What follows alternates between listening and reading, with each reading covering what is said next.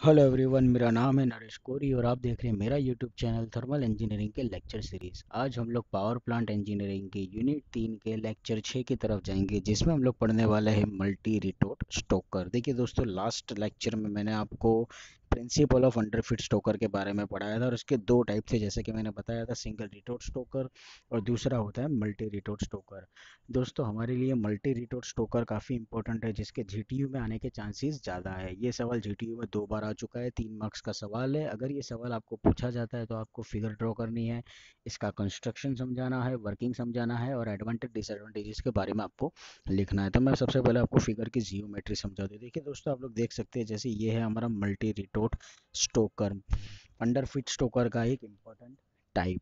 आप देख सकते हो दोस्तों फिगर के बेस पर कि यहाँ पर आप लोगों को दिखेगा कि ये हमारे जो फोर्स्ड एयर डक्ट है, यहाँ से हम लोग हमारे एयर को एंटर करवाएंगे, जो कि हमारी प्राइमरी एयर होगी। सेकेंडरी एयर आप लोगों की यहाँ से जाएगी।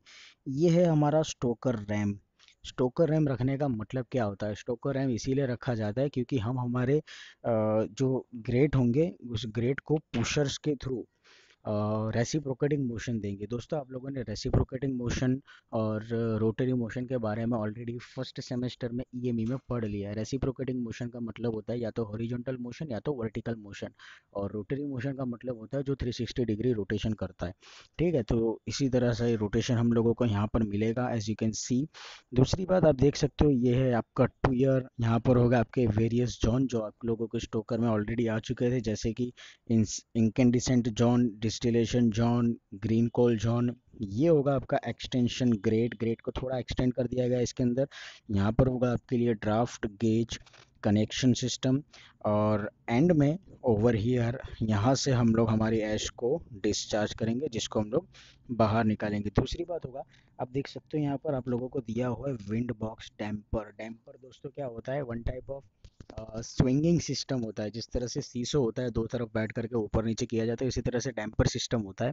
डैम्पर सिस्टम के अंदर क्या होगा कि आप लोगों को कितने अमाउंट की एयर एंटर होने देना है, कितने अमाउंट की नहीं, फोर्स उसकी एयर वेलोसिटी को कंट्रोल करके रखना है। तो डैम्पर आप लोगों के लिए काफ़ी हेल्पफुल होता है, इसीलिए यहाँ पर हम लोग विंड बॉक्स में क्या करेंगे, डैम्पर्स का यूज़ करेंगे।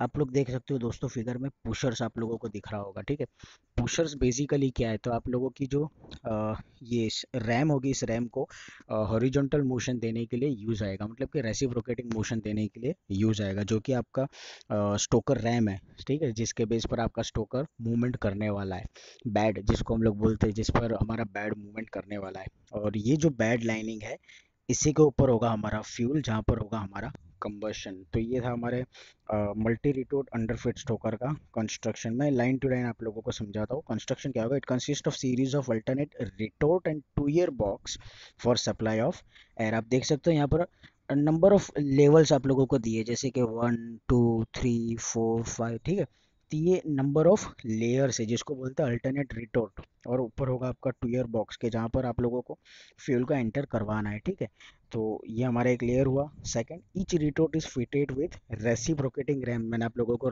स्टोकर रैम दिखाई थी, ये रेसिप्रोकेटिंग रैम वही है। रेसिप्रोकेटिंग मोशन मतलब मैंने आपको बताया हॉरिजॉन्टल मोशन या तो फिर वर्टिकल मोशन। यहाँ पर हम लोगों को हॉरिजॉन्टल मोशन मिलेगा, तो ये उसी मोशन के बारे में बात है कि हमारी जो रिटोट होगी वो रेसिप्रोकेटिंग रैम के साथ में फिट की गई होगी for feeding and pusher plate. For feeding मतलब आपके फ्यूल को फीड करवाने के लिए ग्रेट के अंदर while combustion process. And pusher plates, pusher plate क्या करेगा? तो आपके प्लेट्स को फीडर के सॉरी, आपकी प्लेट्स को जो होगा आपके कंबशन चैम्बर पर आपके फ्यूल को ले जाने का काम करेगा। तो पुशर प्लेट आप लोगों को इसीलिए दी जाती है। आप लोगों को मैंने पुशर दिखाया था, ये है आपका पुशर। ठीक है, ये रहा आपका पुशर जो कि मैंने आपको दिखाया था। For the uniform distribution of coal, time by time हर एक रिटोट के अंदर आप लोगों को दिख रहा होगा फिगर में, आपने देखा जैसे कि नंबर ऑफ लेयर्स है रिटोट के, तो हर एक लेयर के अंदर आप लोगों को यूनिफॉर्म मैनर में, एक समान जिसको बोलते हैं, एक तरीके से, एक ही वैल्यू में, एक ही मास फॉर्मेशन में हमारे कोल को, हमारे फ्यूल को ईच एंड एवरी सिंगल रिटोट के अंदर पहुंचाना है। तो ये काम होगा पुशर प्लेट के थ्रू। द नंबर ऑफ रिटोर्ट्स में वेरी, रिटोर्ट्स कितने हैं वो डिपेंड करता है कैपेसिटी के ऊपर। It can be very from 2 to 20, और वो डिपेंड करता है कैपेसिटी, जिसकी वैल्यू हो सकती है 300 kg to 2000 kg पर रिटोट पर आवर। 1 घंटे में कितना फ्यूल मतलब कि कितना कोल हम लोग फीड कर रहे हैं, इसकी कैपेसिटी के बेस पर हम नंबर ऑफ रिटोट को अरेंज करेंगे या डिज़ाइन करेंगे। तो ये था बेसिक कंस्ट्रक्शन के मल्टी रिटोट स्टोकर किस तरह से दिखता है। अब हम लोग बात करेंगे वर्किंग के बारे में। वर्किंग क्या होगा था, कोल falling from the hopper is pushed forward during the inward stroke of the stoker ram। Stoker RAM जब इनवर्ड मूवमेंट करेगा, इनवर्ड मूवमेंट मतलब आपके बैड की तरफ, ठीक है, आपके ग्रेट की तरफ जब मूवमेंट करेगा, तब कोल होपर में से क्या होगा, हम हमारे कोल को एंटर करवाएंगे, ठीक है। द डिस्ट्रीब्यूशन रैम मतलब कि पुशर जो मैंने दिखाया था, it will push the entire coal down the length of the stroke. क्या करेगा, हमारा पुशर प्लेट जो होगा वो आपके टोटली कोल को 100% कोल को नीचे की तरफ लेकर के आएगा, कंबशन चैम्बर की तरफ लेकर के आएगा।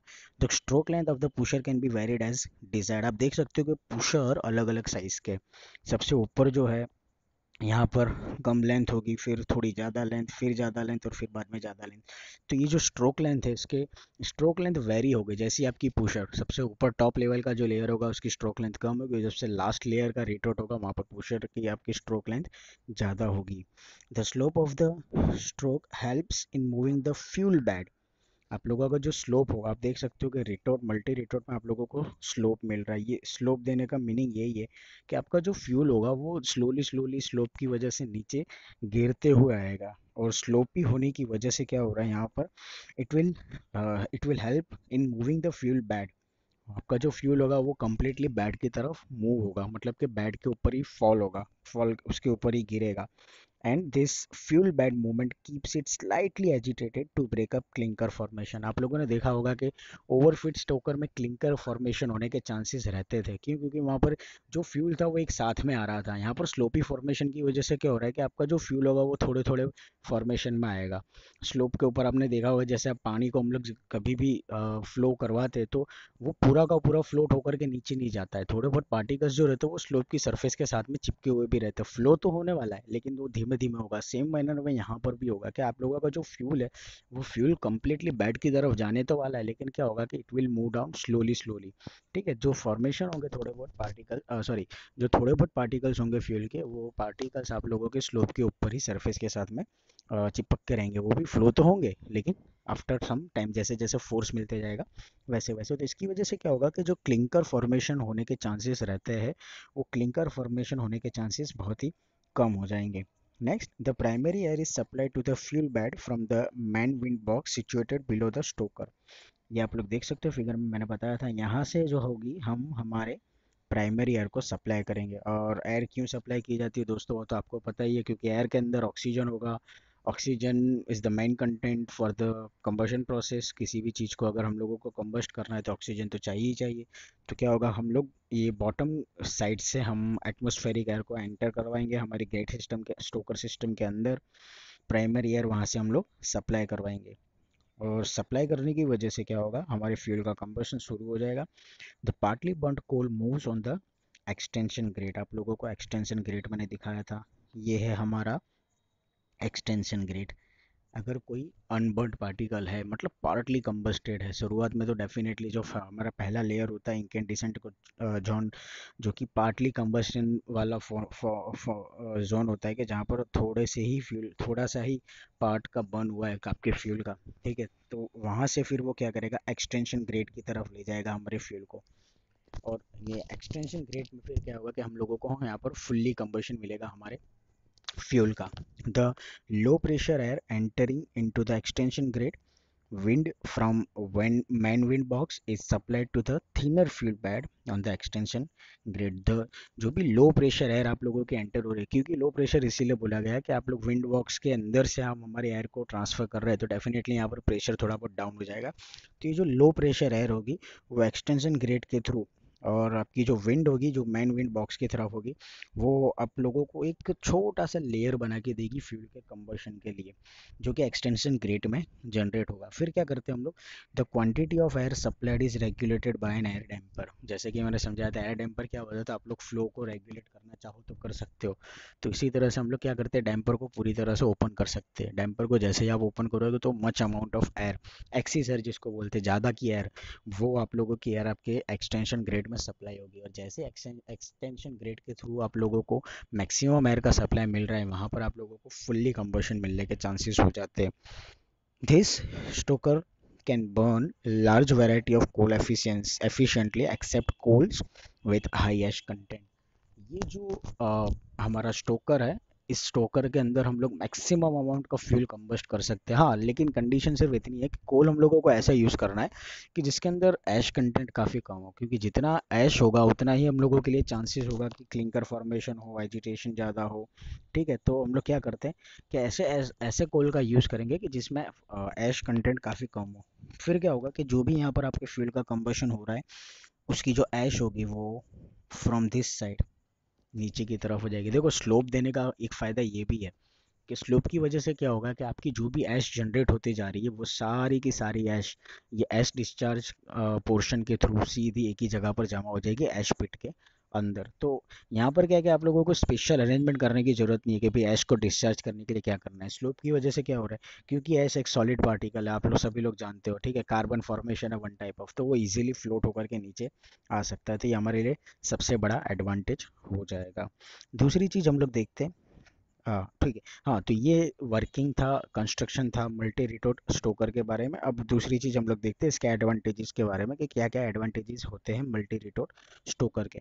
तो सबसे पहला एडवांटेज होगा, it has the higher combustion efficiency. जैसा कि मैंने पहले ही बताया, अगर आप लोग लो एश कंटेंट वाला कोल का यूज़ कर रहे हो तो आप लोगों को मैक्सिमम फ्यूल का कंबशन मिलेगा, और that is the beneficial for us कि हम लोगों के लिए यही इंपॉर्टेंट है। मैंने पहले ही बोला था कि मल्टी रिटोट स्टोकर आप लोगों के लिए मीडियम लेवल के कैपेसिटी वाले प्लांट के अंदर बेनिफिशियल है, मतलब कि सूटेबल है। ठीक है, तो क्या करना है कि आप लोग लो ऐश वाले फ्यूल का यूज़ करो, जिसकी वजह से क्या होगा कि आपको मैक्सिमम कंबशन एफिशिएंसी मिल सकती है फ्यूल की। Next, part load efficiency is high. Part load का मतलब ये होगा कि जब हम लोग हमारे पावर प्लांट को फुल्ली लोड कंडीशन पर, पीक लोड कंडीशन पर नहीं चला रहे, मतलब जब लोअर लेवल पर आप लोगों को इलेक्ट्रिसिटी प्रोड्यूस करनी है, ऐसे समय पर जब हम लोग बॉयलर को चलाते हैं, तो ऐसे टाइम में हम लोगों को मैक्सिमम एफिशिएंसी मल्टी रिटोर स्टोकर के अंदर मिल सकती है। इसीलिए यहाँ पर बोला गया part load efficiency is high. Next, great is self cleaning. ये हमारे लास्ट की तरह ही है प्रिंसिपल में, जिस तरह से देखा था कि जो भी ग्रेट यहाँ पर होगा वो सेल्फ क्लीनिंग होगा, मतलब अपने आप ही साफ हो जाएगा। जो भी ऐश होगी वो सारे के सारे स्लोप की वजह से नीचे की तरफ आ जाएंगे, तो it is a self cleaning.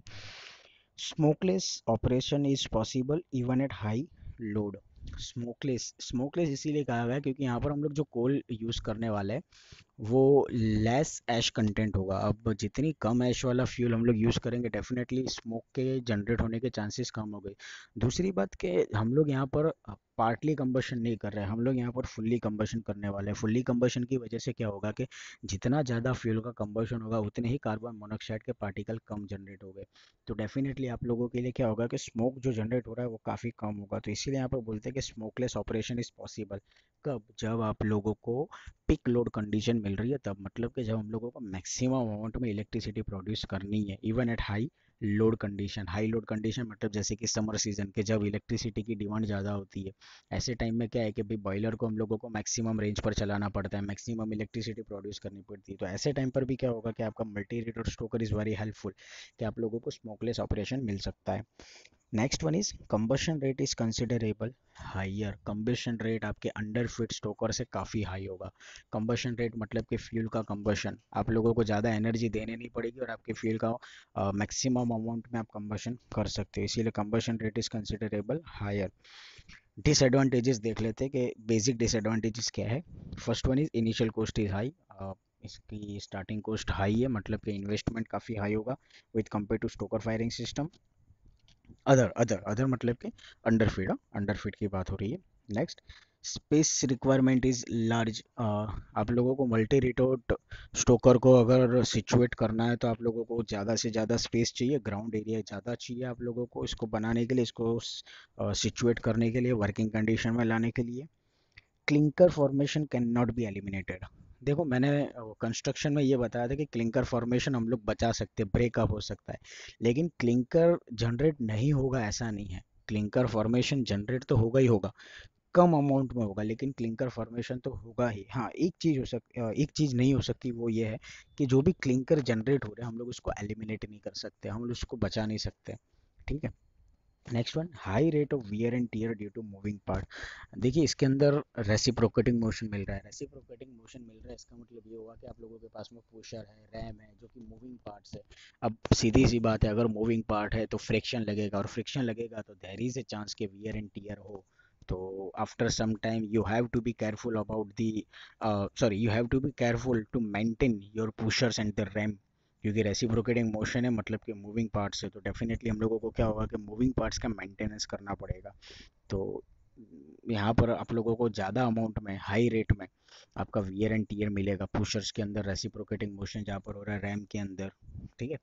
Next, low grade fuels with high ash content can not be burn. मैंने पहले ही बोला, हमारी थियरी में भी आ गया कि हम लोग हाई एश कंटेंट वाले फ्यूल का यूज़ नहीं कर सकते। मतलब कि सीधी सी बात है कि जो भी फ्यूल हम लोग यूज़ कर रहे हैं कि जिसके अंदर लो ऐश कंटेंट है वो हाई ग्रेड वाले होंगे। मतलब लो ग्रेड वाले अगर फ्यूल है कि जिसके कंटेंट हाई ऐश कंटेंट काफ़ी हाई है, ऐसे फ्यूल्स का हम लोग यूज़ नहीं कर सकते। क्यों? क्योंकि अगर ऐसे फ्यूल का यूज़ कर रहे हो तो it will create a more smoke. ठीक है, क्योंकि अनबर्न पार्टिकल रहने के चांसेस ज़्यादा होंगे, और अनबर्न पार्टिकल रहेंगे तो फिर डेफिनेटली आप लोगों का स्मोक जनरेट होगा। तो ये बेसिक चीज़ें थी, आप लोगों के एडवांटेज डिसएडवांटेजेस थे मल्टी रेट और स्टोकर के। आई होप दोस्तों कि आप लोगों को समझ में आया होगा। अगर आप लोगों को कोई सवाल है तो आप मुझसे ज़रूर पूछिएगा। आप कमेंट बॉक्स में भी मुझसे सवाल जवाब पूछ सकते हो। अ, अगर कोई क्वेश्चन हो तो पूछिएगा ज़रूर, और अगर मेरा लेक्चर पसंद आए तो प्लीज़ लाइक शेयर और सब्सक्राइब ज़रूर कीजिएगा मेरे चैनल को। आई होप आप लोगों को समझ में आया होगा। Thank you so much.